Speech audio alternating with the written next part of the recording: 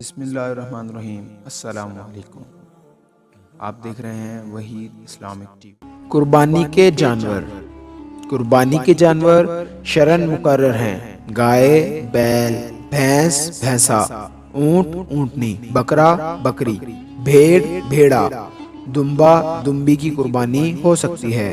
ان کے علاوہ اور کسی جانور کی قربانی درست نہیں، اگرچہ کتنا زیادہ قیمتی ہو اور کھانے میں جس قدر بھی مرغوب ہو، لہٰذا ہرن کی قربانی نہیں ہو سکتی۔ اسی طرح دوسرے حلال جنگلی جانور قربانی میں ذبح نہیں کیے جا سکتے۔ مسئلہ: گائے، بیل، بھینس، بھینسا، اونٹ، اونٹنی میں 7 حصے ہو سکتے ہیں، یعنی ان میں سے ایک جانور سے 7 قربانیاں ہو سکتی ہیں۔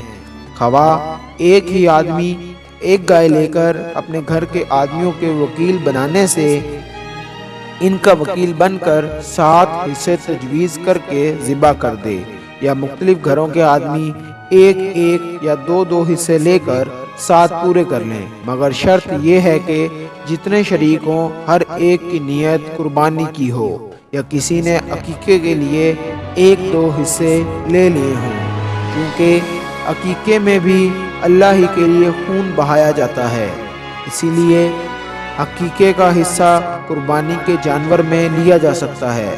جتنے لوگوں نے قربانی کے جانور میں شرکت کی، اگر ان میں سے کسی ایک آدمی کی نیت بھی اس گوشت کی تجارت کرنے یا محض گوشت کھانے کی ہو تو کسی کی قربانی ادا نہ ہوگی۔ اور اگر بھینس، گائے، اونٹ میں 7 حصوں سے کم حصے کر لیے، مثلاً 6 حصے کر کے 6 آدمیوں نے ایک ایک حصہ لے لیا، یا 5 آدمیوں نے 5 حصے کر کے ایک ایک حصہ لے لیا، تب بھی قربانی درست ہو جائے گی، بشرط یہ کہ کسی کا حصہ 7ویں حصے سے کم نہ ہو۔ اور 8 حصے بنا لیے اور 8 قربانی والے شریک ہو گئے تو کسی کی بھی قربانی درست نہ ہوگی۔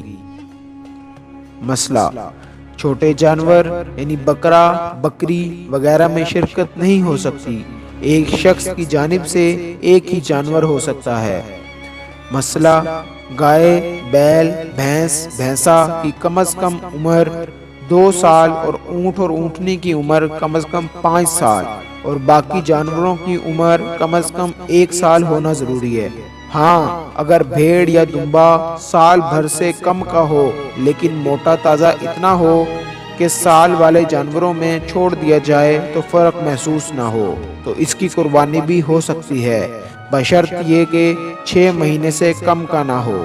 اس ویڈیو کو شیئر ضرور کریں، ہو سکتا ہے کہ آپ کے ایک شیئر سے یہ بات کسی کے دل میں اتر جائے۔